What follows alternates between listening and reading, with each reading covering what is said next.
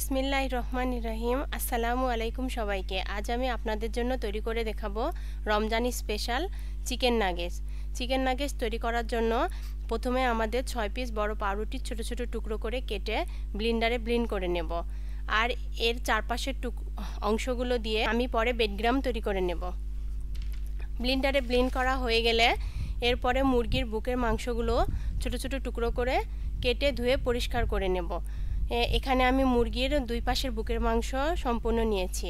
এরপরে দিয়ে দিব 1 চামচ আদা বাটা, 1 চামচ রসুন বাটা, 1 চামচ লাল মরিচের গুঁড়া। এরপরে দিয়ে দেব 2 টেবিল চামচ টমেটো সস।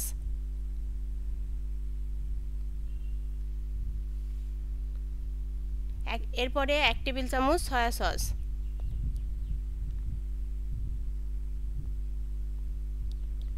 কালো গোলমরিচের গুঁড়া 1 টেবিল চামচ, লবণ স্বাদমতো,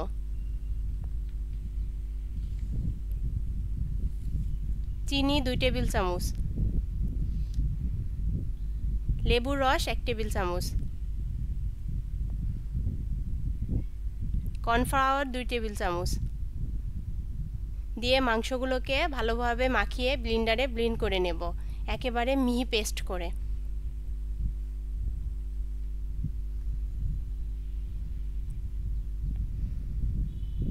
দেখুন কিভাবে ব্লেন্ডারে ব্লেন্ড করে নিচ্ছি। আমি অল্প অল্প করে দিয়ে ব্লেন্ডারে ব্লেন্ড করে নেব।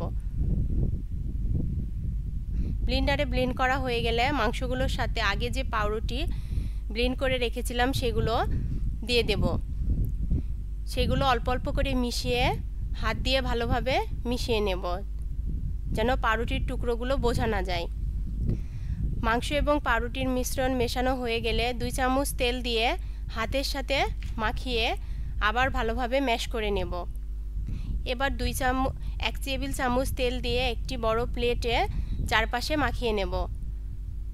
মাখিয়ে আমি মাংসের পেস্টটা দিয়ে হাত দিয়ে চেপে চেপে শেপ করে নেব। এখানে আমি চতুর্ভুজ আকারে শেপ করে নিয়েছি। শেপ করা হয়ে গেলে একটি ছুরির সাহায্যে আমি চারপাশের এবড়ো থেবড়ো অংশগুলোকে কেটে নেব। কেটে এগুলোকে পরবর্তীতে আমি আবার শেপ দিয়ে নেব।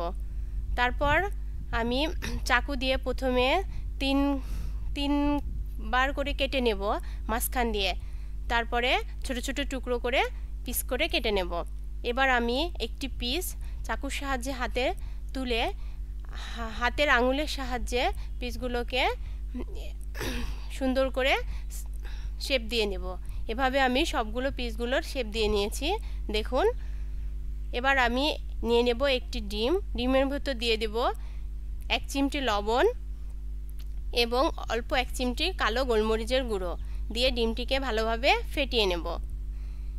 নিয়ে নিয়েছি ময়দা। এবার নিয়ে নিয়েছি 1 বাটি বেডগ্রাম। প্রথমে আমি নাগেটসের পিসগুলোকে ময়দার ভিতর গোল করে নিয়ে ডিমের দ্রবণের মধ্যে একবার চুবিয়ে বেডগ্রামে